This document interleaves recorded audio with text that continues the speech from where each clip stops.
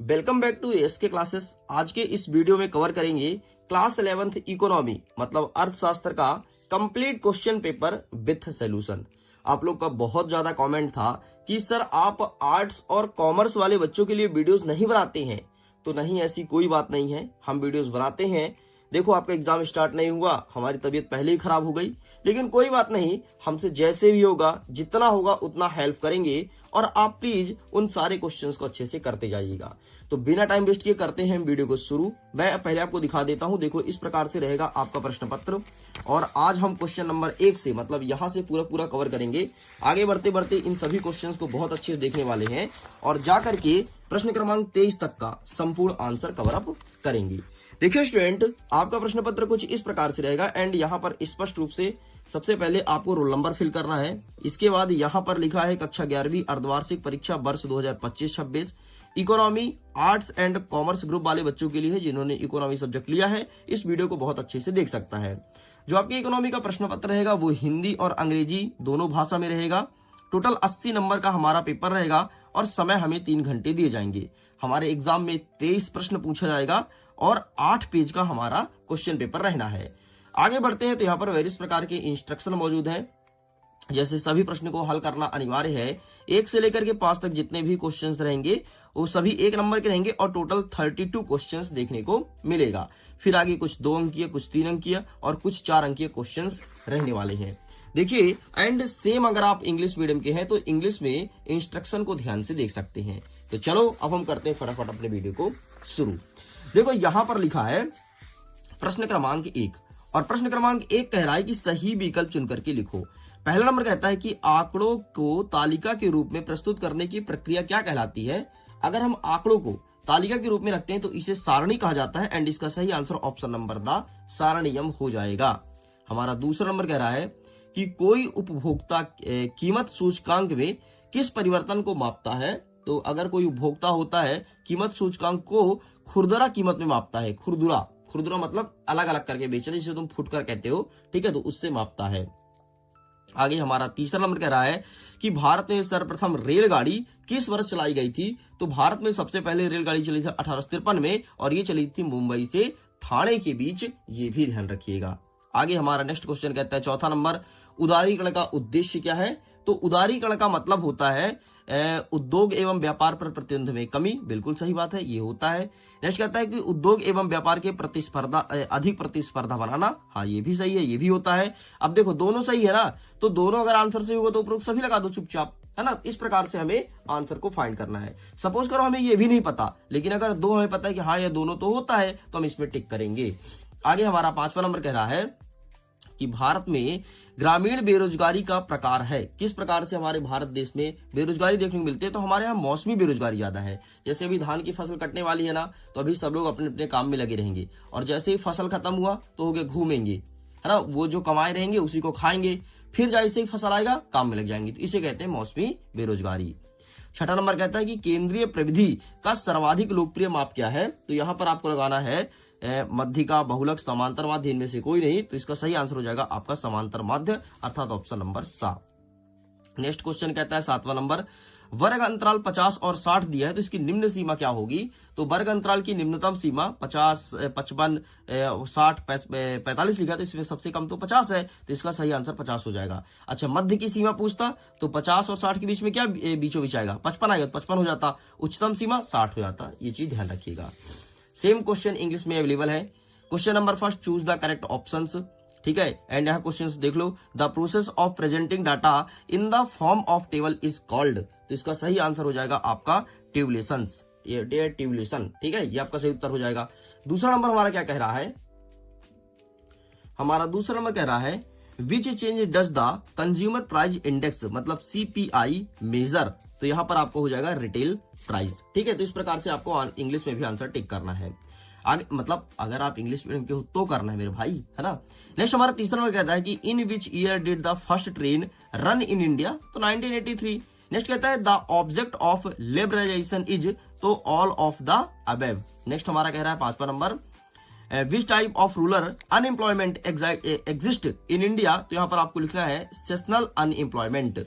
And next देख लेते हैं 6वां number, the most popular major of centre tragedy is, तो इसका सही आंसर आपको लिखना है, यहां पर आपका हो जाएगा समांतर माध्य मतलब मीन। एंड नेक्स्ट देख लेते हैं, the lower limit of the class investors 50-60 will be, तो यहां पर इसका सही आंसर हो जाएगा आपका 50, ठीक है, सॉरी। एंड यहां पर तुम्हारा सही आंसर इसका 50 हो जाएगा। आगे बढ़ते हैं, अब हम देखते हैं क्वेश्चन नंबर 2 जिसमें कह रहा है रिक्त स्थान की पूर्ति करो।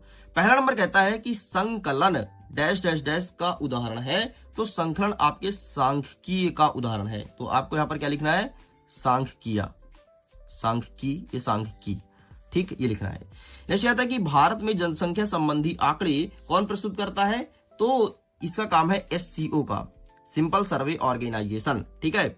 नेक्स्ट सॉरी CSO होता है यार, CSO, ठीक है, सेंट्रल सिंपल सर्वे ऑर्गेनाइजेशन। नेक्स्ट कहता है कि बहुलक 3 गुणे माध्यिका -2 गुणे क्या होता है, माध्य होता है, तो यहां पर आपको मीन या माध्य लिखना है। नेक्स्ट कहता है चौथा नंबर, सह संबंध तकनीकी की खोज डैश डैश ने की थी, तो यहां पर गाल्टन नामक एक वैज्ञानिक था, उसने किया था, गाल्टन ने, ठीक है, इन्हें प्रोफेसर गाल्टन भी कहा जाता है, ध्यान रखिएगा। नेक्स्ट कहता है सन डैश डैश में इंडियन पोस्ट ऑफिस एक्ट बना था, तो 1898 में इंडियन पोस्ट ऑफिस एक्ट बना था। एंड हमारा छठवां नंबर कहता है निजी क्षेत्र द्वारा सार्वजनिक क्षेत्र के उद्यम में पूर्ण रूप से स्वामित्व प्राप्त करना क्या कहलाता है, तो इसे कहते हैं निजीकरण, जिसे आप प्राइवेटाइजेशन भी कहते हो। बस इतना आपको लिखना है। सेम क्वेश्चन इंग्लिश में है, देख लीजिए, यहां पर सब कुछ अवेलेबल है, इसका आंसर आपको इंग्लिश में लिखना है। आगे बढ़ते हैं, प्रश्न क्रमांक 3, हमारा तीसरा नंबर कह रहा है सत्य सत्य लिखो। इसमें पहला नंबर कहता है कि भारत पेट्रोलियम का निर्यातक देश है, मतलब क्या भारत अपने देश से पेट्रोलियम दूसरे देश भेजता है, नहीं, हमारा देश तो मंगाता है पेट्रोलियम यार, भेजता नहीं है। दूसरा नंबर कह रहा है कि अंत्योदय अन्न योजना प्रधानमंत्री द्वारा 25 दिसंबर 2000 को लागू की गई, नहीं, असत्य हो जाएगा। प्रतिस्पर्धा विधि अपेक्षा खर्चीली विधि होती है, सही हो जाएगा। नेक्स्ट कहता है मध्यिका के मदों के विचरण का योग 0 होता है, यह आपका गलत हो जाएगा। नेक्स्ट हमारा कहता है सह संबंध गुणांक सदैव धनात्मक होता है, यह आपका गलत हो जाएगा। नेक्स्ट कहता है कि चौथी योजना सन 1669 में शुरू हुई, तो यहां पर आपका सही हो जाएगा। चौथी योजना मतलब चौथी पंचवर्षीय योजना की बात कर रहा है।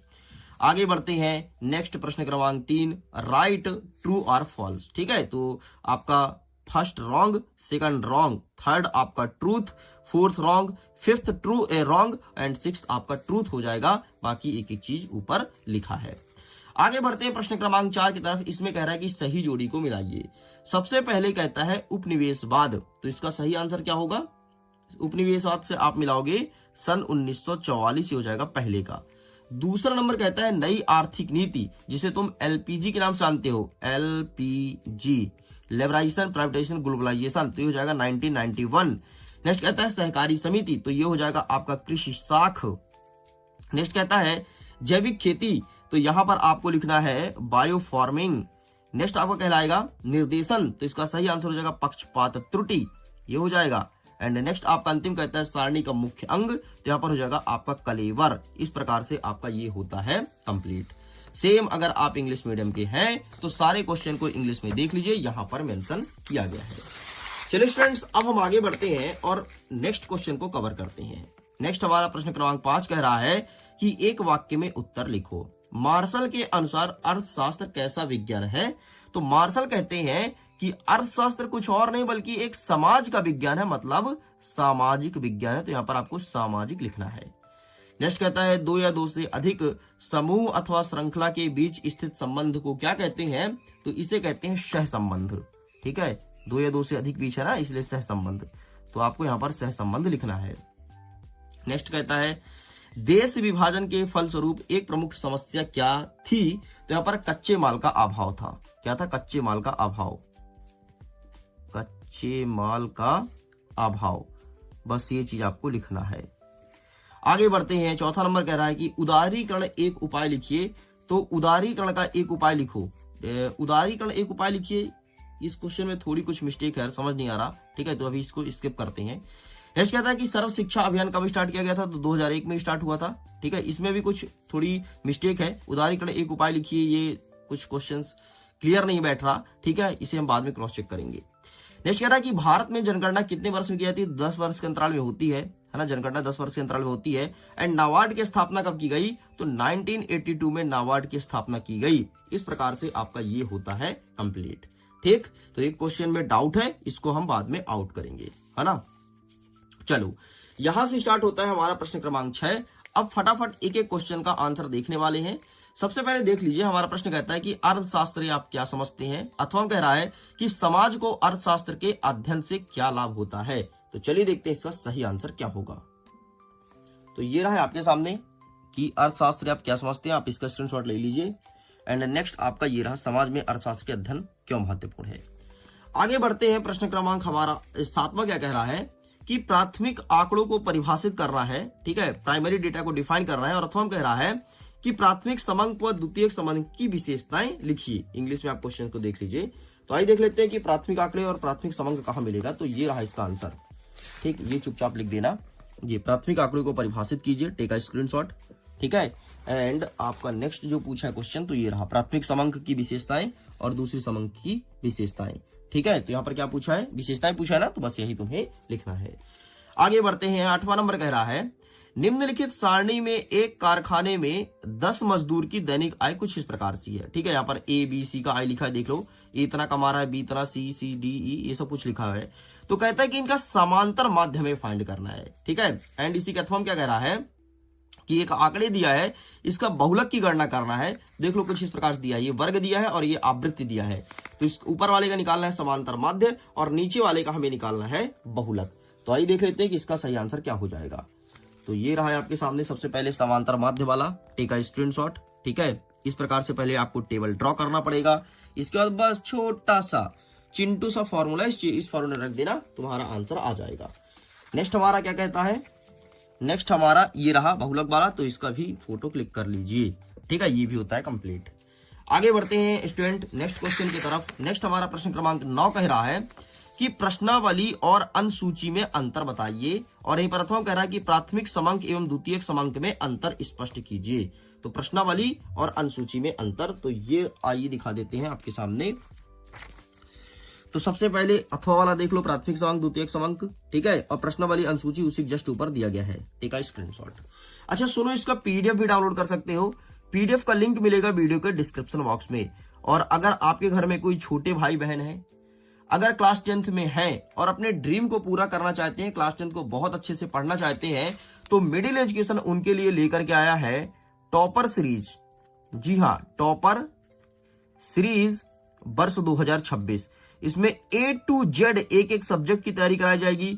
एग्जाम ओरिएंटेड चीज पढ़ाया जाएगा, मतलब जो एग्जाम में पूछ रहा है ना, जैसे तुम लोग पढ़ते थे 10th में, तो तुमने तो हाइब्रिड में पढ़ा था। इस बार क्लासेस में बताएंगे, यही बताएंगे कि आंसर्स कैसे लिखना है। बाकी हाइब्रिड तो लॉन्च होगा ही होगा, लेकिन अभी ये क्लासेस स्टार्ट किए हैं। तो अगर जुड़ना हो तो ऑफर चल रहा है। अगर आप अपने भाई बहन को बताना तो ये जरूर बताना कि भाई पेमेंट ऐसे ही मत करना, ज्यादा पैसे मत दो। जब सस्ता मिल रहा तो सस्ते में कोर्स लो। तो आपको कूपन कोड लगाना पड़ेगा एक, जब भी पेमेंट करने जाओगे, ठीक है। कूपन कोड क्या लगाना है? MP टॉपर, TOPPER, स्पेलिंग ध्यान से देख लो, MP टॉपर। ये कूपन कोड अप्लाई करना और आपका देखना धड़ाम से पैसा छूट मिलेगा। इतना सस्ता हो जाएगा कि समोसा खा लोगे तुम, इतना सस्ता हो जाएगा, ठीक है।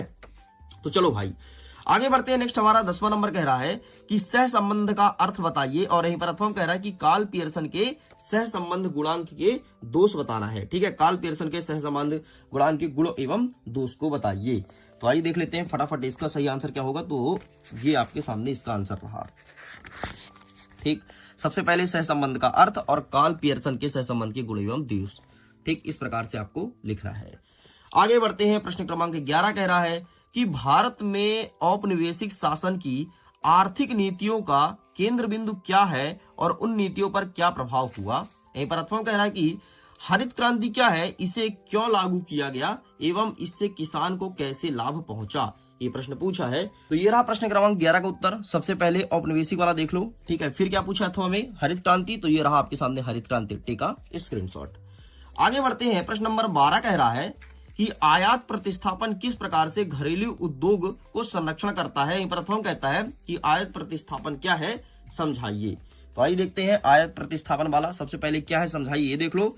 और ये देखो किस प्रकार से घरेलू उद्योग में हेल्प करता है। हमारा नेक्स्ट प्रश्न कहता है, प्रश्न क्रमांक 13, अर्थव्यवस्था में वैश्वीकरण का क्या आशय है, मतलब ग्लोबलाइजेशन क्या होता है। और अथवा में कहता है कि नई आर्थिक नीति का लाभ बताना है, न्यू इकोनॉमी पॉलिसी। ठीक है, नई आर्थिक नीति। तो आइए देखते हैं फटाफट इसका भी आंसर। तो सबसे पहले देख लो तुम ऊपर वाला। ठीक है, तो अर्थव्यवस्था का वैश्वीकरण से आशय क्या होता है, ये रहा, टेक अ स्क्रीनशॉट। एंड ये रहा तुम्हारे सामने नई आर्थिक नीति। क्या पूछा है, नई आर्थिक नीति के लाभ ना, लाभ ये रहा 5 लाभ। ठीक, तो 5 तुम्हें लिखना है। तुम्हारा प्रश्न पूछा है 2 नंबर का, तो तुम्हें 2 ही लाभ लिखना है। आगे बढ़ते हैं। 14 नंबर कह रहा है कि काम के बदले अनाज कार्यक्रम का क्या अर्थ है। और अर्थों कह रहा है कि ग्रामीण विकास से आप क्या समझते हैं। तो आइए देखते हैं, काम के बदले अनाज योजना। तो ये लिखा है हमारे सामने, काम के बदले अनाज योजना। तो आप इसका फोटो खींच लो। और ग्रामीण का अर्थ तो ये रहा। ठीक है, तो इसका भी स्क्रीनशॉट ले लीजिए। 15 नंबर कह रहा है कि जैविक कृषि क्या है, यह धारणीय विकास को किस प्रकार से बढ़ावा देता है। और अथवा कह रहा है कि मनरेगा के 2 प्रमुख बिंदु को मेंशन करना है। तो आइए फटाफट देख लेते हैं। सबसे पहले देखेंगे हम ऊपर वाला जैविक कृषि, ये रहा। ठीक है, ये होता है हमारा कंप्लीट। आगे देख लेते हैं मनरेगा वाला। तो ये रहा तुम्हारे सामने मनरेगा वाला। तो मनरेगा 2 बिंदु, इसका भी स्क्रीनशॉट ले लो। आगे बढ़ते हैं। प्रश्न क्रमांक 16 कह रहा है कि एक अच्छी प्रश्नावली के आवश्यक तत्व एवं गुण बताना है। और यहीं पर हमारा अथवा कह रहा है कि अच्छे वर्गीकरण के आवश्यक गुण को लिखना है ना। अच्छे वर्गीकरण के कौन कौन से गुण हो सकते हैं। तो आइए फटाफट इसके भी आंसर को कवर कर लेते हैं। सबसे पहले अच्छी प्रश्नावली वाला ये रहा, तो टेक अ स्क्रीनशॉट। एंड तुम्हारे सामने अथवा वाला ये रहा, अच्छे वर्गीकरण के गुण। ठीक, ये होता है कंप्लीट। एंड हमारा 17 नंबर कह रहा है कि केंद्रीय प्रवृत्ति के माप के रूप में मध्यिका एवं बहुलक की तुलना करना है। केंद्रीय प्रवृत्ति के माप के रूप में मध्यिका और बहुलक की तुलना करना है। तो ये रहा है आपके सामने इसका भी आंसर। ठीक, ये रहा। ओके, चलो भाई आगे बढ़ते हैं नेक्स्ट क्वेश्चन की तरफ। नेक्स्ट हमारा कह रहा है अथवा में कि मध्यिका की विशेषताएं एवं गुण को बताइए। 17 का अथवा है ये। ठीक, तो इसका भी देख लेते हैं। तो ये रहा मध्यिका की विशेषता और गुण। तो आप इसका भी फोटो खींच लो। चलो आगे बढ़ते हैं। 18 नंबर कह रहा है कि अंग्रेज द्वारा भारत में रेल विकास के उद्देश्य को स्पष्ट करना है। और यहीं पर अथवम कहता है कि भारत विकास योजना की विफलता का कारण बताइए। तो ये रहा है आपके सामने आंसर, रेल विकास का स्पष्टीकरण। सबसे पहले आप इसका फोटो क्लिक कर लो। ठीक है, फिर क्या कहता है, भारतीय विकास ना। तो आइए देख लेते हैं भारतीय विकास का आंसर। तो ये तुम्हारे सामने लिखा है भारतीय विकास। तो ये रहा, आप इसका भी फोटो क्लिक कर लीजिए। चलो आगे बढ़ते हैं। नेक्स्ट क्वेश्चन क्या कह रहा है। नेक्स्ट हमारा 19 नंबर कह रहा है कि शिक्षित बेरोजगारी दूर करने का सुझाव देना है। और अथवा कह रहा है कि किसी राष्ट्र के आर्थिक विकास में शिक्षा की क्या भूमिका है, ये उल्लेख करना है। तो 19 नंबर का आंसर देख लेते हैं फटाफट। ये रहा है आपके सामने, शिक्षित बेरोजगारी को दूर करने का उपाय। ठीक है, तो आप इसका फोटो क्लिक कर लो। ठीक, और किसी राष्ट्र के आर्थिक विकास वाला ये रहा, इसका भी फोटो ले लो। आगे बढ़ते हैं। प्रश्न नंबर 20 कह रहा है कि एक संचय आवृत्ति दिया है, इसकी मध्यिका फाइंड करना है हमें। ठीक है, वैल्यूज को देख लो, कुछ इस प्रकार से लिखा गया है। भार दिया है ऊपर और नीचे दिया है व्यक्तियों की संख्या। अथवा में क्या दिया है कि एक औसत प्राप्तांक दिया गया है, इसका समांतर माध्य फाइंड करना है। और इस प्रकार से हमें वैल्यूज दिया गया है। तो आइए देख लेते हैं सबसे पहले ऊपर वाले का आंसर, फिर हम देखेंगे नीचे वाले का। तो ये रहा तुम्हारे सामने ऊपर वाले का भार वाला। ठीक, इस प्रकार से पहले आपको टेबल ड्रॉ करना पड़ेगा और इस प्रकार से पूरा सॉल्व करना, ये वाला फॉर्मूला लगाना पड़ेगा। एंड इसके बाद ये तुम्हारा आंसर निकल के आएगा। ठीक, ये होता है कंप्लीट। एंड जो अथवा वाला पूछा है, तो ये रहा तुम्हारे सामने समांतर माध्य वाला ना, ये रहा क्वेश्चन, इसका स्क्रीनशॉट ले लो। एंड इसके बाद ये तुम्हें छोटा सा आंसर कर देना है। आगे हमारा कह रहा है प्रश्न नंबर 21, सहसंबंध के प्रकार की व्याख्या करो। और अथवा कह रहा है कि स्पीयरमैन की कोटि अंतर रीति का वर्णन कीजिए। तो आइए फटाफट इसका भी आंसर देख लेते हैं। तो ये रहा सबसे पहले सहसंबंध के प्रकार, धनात्मक हो गया, सरल आंशिकीय, बहुगुणी हो गया और रेखीय और आरेखीय हो गया। ठीक, ये तुम्हें लिखना है, ये सारे प्रकार का अच्छे से वर्णन करना है। इतना लिखने के बाद फिर आपको अथवा वाला दिखा देता हूं। तो अथवा वाला ये रहा, तो आप इसका भी फोटो क्लिक कर लीजिए। आगे बढ़ते हैं। प्रश्न क्रमांक 22 कह रहा है कि भारत में आर्थिक नियोजन की 4 उपलब्धि बताना है। क्वेश्चन स्टार्ट हो गया 4 नंबर का, देखो ऊपर भी हो गया था, ये भी है। अथवा कह रहा है कि नई आर्थिक नीति के 5 मुख्य लाभ और हानि का वर्णन करना है। तो 22 नंबर का आंसर ये रहा आपके सामने। ठीक है, तो आप इसका भी स्क्रीनशॉट ले लीजिए। आगे बढ़ते हैं। नेक्स्ट हमारा कह रहा है अथवा वाला कि नई आर्थिक नीति के लाभ और हानि बताना है। तो इसका आंसर भी फटाफट देख लो। तो ये रहा है आपके सामने नई आर्थिक नीति के लाभ और हानि। ठीक है, ये गुण और दोष। एंड ये तुम्हें लिखना है। चलो आगे बढ़ते हैं। नेक्स्ट हमारा प्रश्न नंबर 23 कह रहा है कि भारत में कृषि विपणन की 5 समस्या को उल्लेख करना, और अथवा कह रहा है कि सहकारिता से आप क्या समझते हैं, सहकारी विपणन की भूमिका को स्पष्ट कीजिए। आइए देखते हैं फटाफट इसका भी आंसर क्या हो जाएगा। तो इसका आंसर ये रहा तुम्हारे सामने, इसका भी फोटो क्लिक कर लो। ये कृषि विपणन की समस्याएं, ठीक, ये लो, एंड ये रहा तुम्हारे सामने। अथवा में क्या कह रहा है, सहकारिता वाला ना, तो ये रहा तुम्हारे सामने सहकारिता वाला, तो आप इसका भी स्क्रीनशॉट ले लीजिए। इस प्रकार से स्टूडेंट, जैसे कि मैंने प्रॉमिस किया था कि A to Z पूरे के पूरे क्वेश्चन पेपर को सॉल्व कराया जाएगा, एंड फाइनली कंप्लीट हो चुका है। वीडियो को लाइक जरूर कीजिएगा, अपना दिल से कमेंट लिखिएगा, जो भी आपको लिखना है दिल से कमेंट कीजिएगा। आपके मैसेज को मैं पढ़ूंगा जरूर, और पढ़ने का तो वहां पर रिस्पॉन्स भी करूंगा। ओके स्टूडेंट्स, जल्दी मिलेंगे नेक्स्ट पार्ट में या फिर नेक्स्ट वीडियो के साथ। Thanks for watching. खुश रहिए, पढ़ते रहिए, मुस्कुराते रहिए।